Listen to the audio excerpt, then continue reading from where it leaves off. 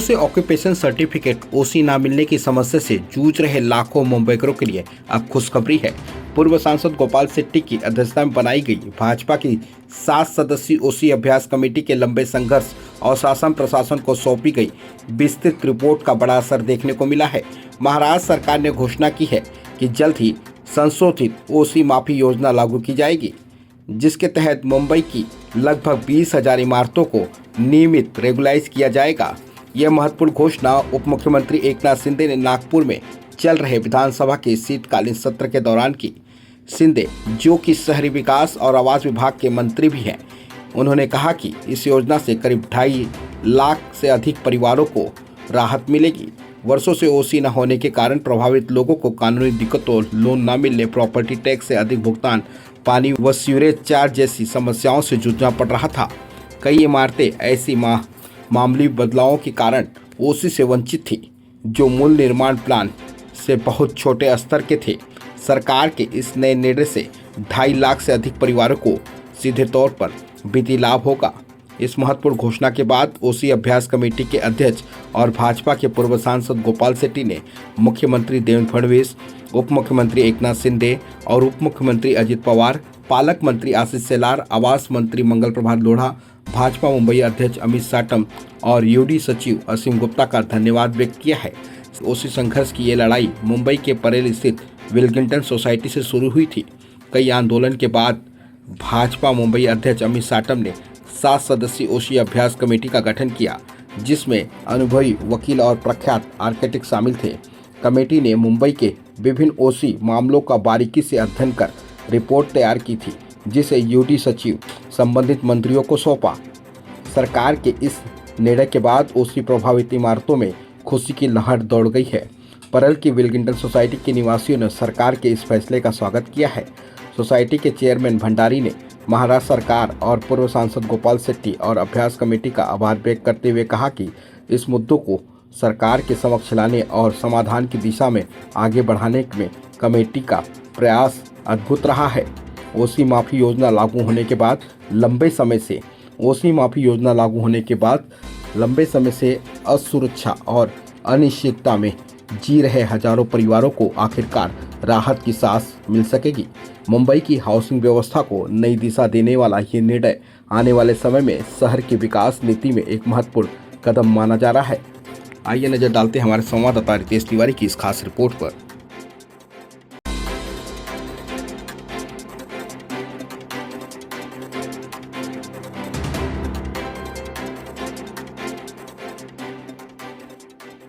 वर्षों से ओसी को लेकर के जूझ रहे मुंबईकरों को कहीं ना कहीं महाराष्ट्र शासन की तरफ से एक राहत मिली है। और आपको बताते चलो कि ओसी अभ्यास कमेटी यानी कि ओसी अभ्यास कमेटी जो 7 सदस्यीय कमेटी का गठन किया गया था, जिसके अध्यक्ष हमारे साथ में हैं गोपाल शेट्टी जी, जिनके अथक प्रयत्नों से ये कहीं ना कहीं ये निर्णय सामने आया है। ऐसे में बात करेंगे शेट्टी साहब। शेट्टी साहब, आपको अभिनंदन। धन्यवाद। तो क्या कहेंगे? जैसे कल ही महाराष्ट्र के उप मुख्यमंत्री जी ने महाराष्ट्र के विधानसभा में मुंबई शहर के ऑक्यूपेशन सर्टिफिकेट देने की योजना की घोषणा की, उसके बाद में मैंने तुरंत वीडियो क्लिप के माध्यम से सारे लोगों का अभिनंदन किया। इसलिए दोबारा उस विषय में जाना नहीं चाहता हूँ, लेकिन उसमें एक अशोक शाह जो हमारे कार्यकर्ता, उसके साथ में असंख्य लोगों ने जो मदद किया, उनका भी मैं धन्यवाद अदा करना चाहूँगा। अब हम सेकेंड फेज की ओर जाएंगे। अभी कॉरपोरेशन के लोग इसके बारे में रूल्स वगैरह बनाएंगे और रूल्स बनाने के बाद में इम्प्लीमेंट होगा, और मुझे विश्वास है कि जल्दी होगा, वो भी मैं करवा लूँगा। एक बात अच्छी होगी कि अभी मुंबई शहर के लोगों को डरने की कोई आवश्यकता नहीं, क्योंकि न्यायालय के माध्यम से बार बार घर खाली करो, इस प्रकार के आदेश आते थे, और इससे अभी छुटकारा मिल गया पहले फेज पे, और 6 महीने का समय है। इसलिए लोगों को अपील करना चाहूँगा कि बहुत डरे नहीं, क्योंकि भ्रष्ट अधिकारियों के दलाल लोग अभी घूमना शुरू करेंगे। इतना लाख लाओ, उतना लाख लाओ, कोई किसी को पैसा देने की आवश्यकता नहीं। आप घर बैठे बैठे भी कर सकते हो। कैसा करने का, इसकी जानकारी भी हम आपको आने वाले दिनों में देंगे, और बहुत ही आसानी से बिना किसी के सहयोग से आप ऑक्यूपेशन ले सकते हो। इस प्रकार का ये नियमावली बना है, और आप सबकी जानकारी के लिए बहुत ही बेहतर ढंग से हो और भ्रष्ट लोगों का इसमें दबदबा न हो, इसके लिए मैंने महाराष्ट्र के उप मुख्यमंत्री जी को एक चिट्ठी एडवांस में लिखी है, जिसमें मैंने मांग की है कि उदाहरण के तौर पर आशीष शेलार जी और मंगल प्रभात जी हमारे 2 पालक मंत्री ऑलरेडी है, और ये ऑक्यूपेशन सर्टिफिकेट जो प्राप्त करने का 4 विभाग है, 4 जगह पे ऑफिस है। तो ये दोनों को भी 2-2 जगह दे देते हैं, तो ये हर 15 दिन में या महीने में जो भी उनके सुविधा सहूलत के मुताबिक मीटिंग लेते हैं, तो बहुत लोगों को भी रिलीफ मिलेगा और ये जो गलत काम करने वाले लोग अपना मंसूबे में नाकामयाब होंगे। और अगर महाराष्ट्र का मुख्यमंत्री चारों जगह के लिए 4 लोगों की नियुक्ति करते हैं, तो और भी अच्छा है। और भी अच्छा है। इस बात की मैंने मांग की है कि मैंने पब्लिक डोमेन में इसलिए ला रहा हूँ कि लोगों को पता चले कि मैं कितना आगे का सोच से ये काम करता हूँ। अब बहुत आगे का सोचना भी मेरे लिए दिक्कत होते जा रहा है, और मैंने ये बात का भी घोषणा किया था कि ऑक्यूपेशन सर्टिफिकेट और शुक्ला कंपाउंड का न्याय निर्णय होने के बाद में मैं थोड़ा अभी इसमें से अलिप्त हो जाऊंगा। मुंबई महानगर पालिका के चुनाव में मेरे पार्टी के सभी जिनको भी टिकट मिलेगा उनको जिताना, ये मेरी जवाबदारी उत्तर मुंबई में निश्चित रहेगी, क्योंकि जिन लोगों ने मेरे साथ में इतना लंबा समय काम किया, अब उनका समय आया तो मैंने उनके साथ में खड़ा रहना चाहिए, ये मेरा मत है। और मैं ये निर्णय इसलिए भी करने का सोच रहा हूँ या तो करूंगा आने वाले दिनों में, क्योंकि मैं कोई भी मुद्दा आता है तो उसको पकड़ लेता हूँ। ये मेरा काम है और ये सब जनप्रतिनिधियों का काम है, ऐसा मैं मानता हूँ। लेकिन कुछ जनप्रतिनिधि जो है वो डरते हैं। डर मुझे भी लगता है, डरना चाहिए, लेकिन बगैर मतलब के आप डरोगे तो what is the difference between A common man and you? एक साधारण आदमी और आप में फर्क क्या है? आपने जवाबदारी स्वीकारी है ना कि मैं इस विभाग का नेतृत्व करूंगा, लोगों को न्याय दूंगा, तो लोगों के संकट के समय पे खड़ा होना चाहिए। कोई नहीं खड़े होते तो फिर मुझे दौड़ना पड़ता है और फिर मेरे ऊपर ज्यादा लोड आ जाता है। उस लोड का भी मुझे कोई बहुत ज्यादा दिक्कत होता नहीं, क्योंकि मैं बहुत गरीबी में से यहाँ तक आया हूँ, तो ये सब मेरे शरीर ने बहुत लंबे समय से स्वीकारा है और परमात्मा ने उतनी ताकत भी दी है। लेकिन कुछ लोग गलत कमेंट्स भी करते हैं तो वो मुझे बड़ी वेदना देती है। अगर आप कुछ अच्छा नहीं कर सकते हो, कम से कम चुप तो बैठो।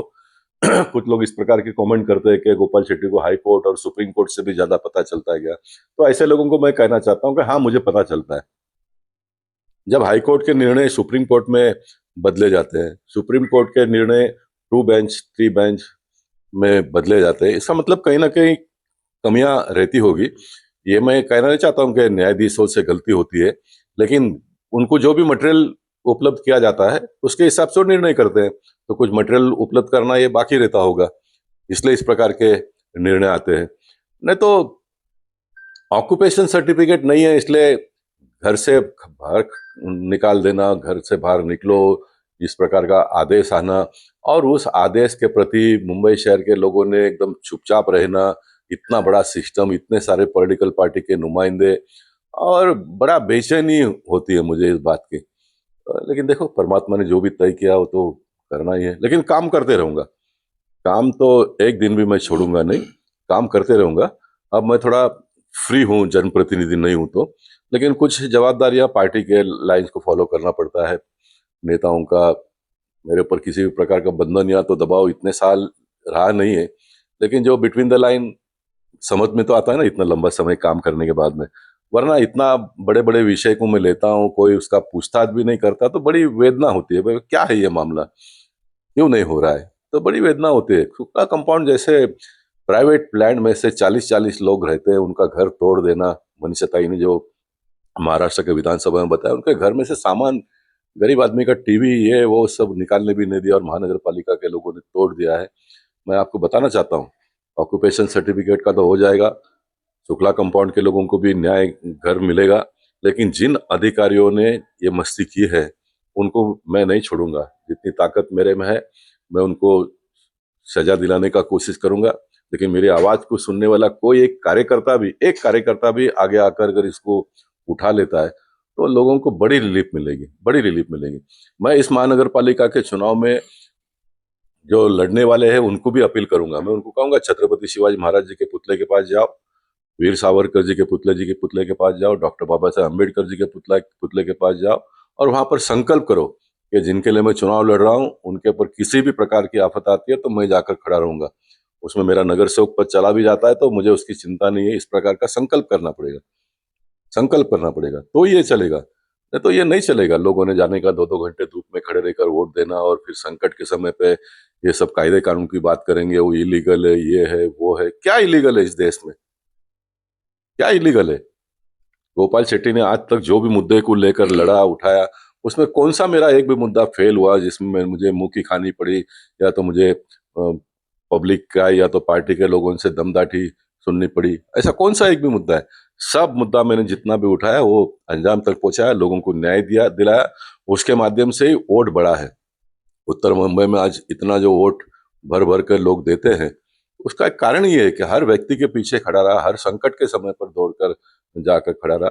मैं मानता हूँ कि इस प्रकार का रवैया अपनाते हुए अगर जनप्रतिनिधि काम करते हैं, तो मुझे लगता नहीं कि मुंबई शहर में भारतीय जनता पार्टी को छोड़कर किसी और पार्टी के बारे में कोई सोचेंगे। बिल्कुल नहीं। शेट्टी साहब एक कमेंट्स आया है संदीप जाधव करके हैं, उन्होंने कमेंट्स लिखा है कि सर ने संकल्प लिया था, उन्होंने कहा था कि संन्यास ले लेंगे, लेकिन अभी मुद्दे तो सब कहीं न कहीं हल होते जा रहे हैं, तो क्या वापसी होगी सर? निश्चित जो कहा है तो और संकल्प लेते समय भी मैंने कहा था 6 तारीख को डॉक्टर बाबा साहब अम्बेडकर जी की प्रतिमा के सामने कि मैं कोई पॉलिटिकल प्लेटफॉर्म पे नहीं जाऊंगा, शेयर नहीं करूंगा और वैसे भी मैं बहुत छोटा व्यक्ति हूँ। पॉलिटिकल प्लेटफॉर्म पे मैं जब सांसद के रूप में भी रिटायरमेंट से पहले था, तो मुझे मेरे पार्टी के विधायकों ने ही मुख्यमंत्री के सामने भाषण करने नहीं दिया।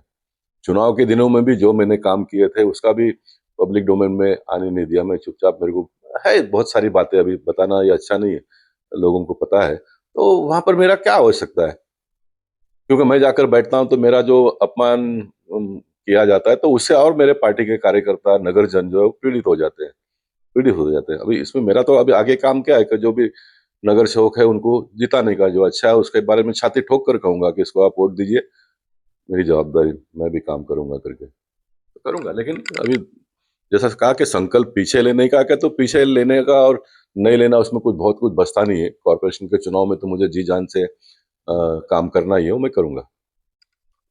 सर भले आप कहते हैं कि छोटे कार्यकर्ता हैं, लेकिन आम जनता कहीं न कहीं इसे दूसरे नज़रिए से देखती है। यही कारण है कि कई वार्डों में ये कहा जाता है कि गोपाल शेट्टी के बताए अनुसार ही हम आगे चल कर के वोट करेंगे, चाहे किसी भी पार्टी का हो। नहीं, ये बात तो अभी भी लोगों ने बताया क्योंकि साईं बाबा नगर के लोग कल 50-100 लोग एक साथ में आए और उन्होंने कहा कि लोकसभा में भी और विधानसभा में भी आपके कहने के ऊपर हमने वोट दिया है और ये सही भी है। सभी ने दिया ऐसा मैं मानता नहीं हूँ। लेकिन है, बड़े बाय एंड लार्ज बड़े पैमाने पे लोग ऐसा करते हैं और मैंने उनको कहा है इसीलिए तो मैं काम कर रहा हूँ ना। मैं इसीलिए तो काम कर रहा हूँ। मेरे कहने पे आप लोगों ने वोट दिया है, इसीलिए मैं काम कर रहा हूँ और लोग कहेंगे या ना कहेंगे और मैं इस बात को बार-बार कहा है कि 7 बार एक व्यक्ति को पहले से हर बार ज़्यादा वोटों से जिताना, इतना विश्वास लोगों ने जताना, ये कोई बहुत छोटी बात नहीं है, बहुत बड़ी बात है और ₹1 का खर्चा किए बगैर इन दिनों में जो पॉलिटिक्स ने जो मोड़ लिया है, उसको देखते हुए तो मुझे डर भी लगता है और मैं परमात्मा को धन्यवाद देना चाहता हूँ कि मुझे समय से पहले ही उसमें से उन्होंने अलिप्त कर दिया क्योंकि ये सारा तो मैं पहुँच ही नहीं पाऊँगा ना, जो खर्चा इन दिनों में हो रहा है, वो तो मेरे बस का काम ही नहीं है, मेरे बस का काम ही नहीं है और मेरे असूल के खिलाफ है। आप मुझे चुनकर देते हो, आपका मैंने काम करना चाहिए, आपको मैं आपकी हर चीज़ और सुविधा को मैंने पूरा करना, ये तो मेरा काम ही नहीं, ये कहाँ से मैं पूरा करूँ? मैं कोई राजा-महाराजा का बेटा तो हूँ ही नहीं, मैं एक गरीब घर से आया हुआ व्यक्ति हूँ, मैं कहाँ से आपको हर चीज़ के लिए पैसे दूँ? तो मुझे भगवान ने उसके समय के पहले अलिप्त किया। मैं भगवान का बहुत ही शुक्रगुज़ार हूँ। मैं मेरे पास शब्द नहीं उसके लिए कहने के लिए। शेट्टी साहब, आपने उत्तर मुंबई में नहीं, पूरे मुंबई में आपने काम किया है और ख़ास तौर पे बात करें तो ओसी की तो वेल गिल्डन सोसाइटी जो है, रेल में है, उसके लिए आपने काम किया। मैं उस क्षेत्र को जानना चाहूँगा कि जब आप आपने इस मुद्दे को उठाया, उस दौरान कई संघर्ष किए, कई जगहों पर देखा गया कि फायर स्टेशन में भी जो कभी धरना नहीं हुआ, वो भी धरने हुए। क्या आपको लगता था कि वाक़ई ये पूरा निर्णय आएगा और पब्लिक को इतने साहस देते थे लगातार आप? 100% आएगा इसका मुझे पूरा विश्वास था। शुक्ला कंपाउंड में भी मैं अभी भी पड़ा हूँ। उनके वकीलों से भी मेरी बातचीत हुई, वो अपने मत पे अड़े हैं, लेकिन मैंने कहा कि देखो अब मैं करवा लूँगा करके। और शुक्ला कंपाउंड अपना वेलिंगटन सोसाइटी में मैं जब गया, मैं तो पहले दिन तो नहीं गया, लेकिन जब न्यायालय ने कहा कि घर से बाहर निकलो, तब मुझे जाने की आवश्यकता पड़ी और मैं गया तो इसके बारे में भी कमेंट्स लोगों के आए, "वह गोपाल शेट्टी क्या पूरा मुंबई का नेता है क्या?" और मेरा हमेशा का मानना रहा है कि मैं जब नगर सेवक हूँ, तो मैं पूरे मुंबई शहर का नगर सेवक हूँ। मैं विधायक हूं तो मैं पूरा महाराष्ट्र का विधायक हूं, मैं सांसद हूं तो मैं पूरा देश का सांसद हूं। हाँ, लेकिन किसी नगर सेवक, किसी विधायक या तो फिर किसी सांसद के इलाके में जाकर, अभी इलाके में क्यों नहीं जाते हैं ना, अगर समझो कांग्रेस का वहां पर सांसद है तो बीजेपी के सांसद को वहां के लोग बुलाते हैं और जाते हो, तो आपको जाने में क्या दिक्कत है? जाने में दिक्कत क्या है? लेकिन आप दूसरे के एरिया में जाकर ऐसा काम मत करो जो किसी को अच्छा नहीं लगे। किसी को अच्छा लगे, जिस किसी का लाभ होता हैगा, वो काम करने में दिक्कत क्या है? दिक्कत क्या है? और मैं जाने का पीछे का दूसरा एक कारण ये है कि मैं मुंबई महानगर पालिका में हमेशा एक बात को उजागर करता था कि इस मुंबई शहर का वाली कौन?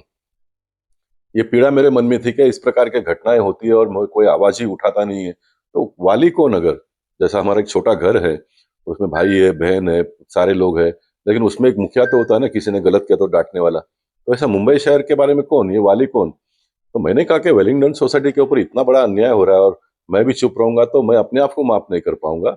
और मैं गया वहां पर, फिर मंगल जी ने भी मुझे कहा कि आप इसमें ध्यान डालिए, और मैं इस विषय पे बहुत पहले से काम कर रहा था।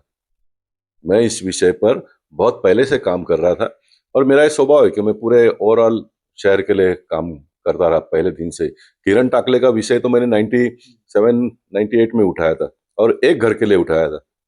एक घर के लिए स्टैंडिंग कमेटी हम लोगों ने बंद किया, एक घर के लिए हमने हाउस चलने नहीं दिया, एक घर के लिए करुण श्रीवास्तव जी उन दिनों में कमिश्नर थे, महापौर के मीटिंग में से वो छोड़कर चले गए, हम सारे लोग उनके पीछे उनके कैबिन में घुस गए। लेकिन मैंने उनका भी अभिनंदन किया कि एक आईएएस ऑफिसर लेवल का व्यक्ति भी, उन्होंने ये नहीं देखा कि मेरा अपमान हुआ है, लेकिन उन्होंने चाहा कि मुझे न्याय देना है किरण टाकले को, उन्होंने परमिशन दिया। और मैंने इस बात को भी कहा है कि उन दिनों में शिवसेना के कोई भी मेयर ने मुझे कभी मैं खड़ा हो गया तो बैठो करके कहा नहीं, और मैंने उंगली ऊपर उठाई तो बात करने का मौका नहीं दिया, ऐसा कभी भी नहीं हुआ। तो मैंने हमेशा कहा कि मेरे ग्रोथ में भारतीय जनता पार्टी के साथ साथ में शिवसेना और शिव सैनिकों का बहुत बड़ा योगदान रहा है, बहुत बड़ा योगदान रहा है।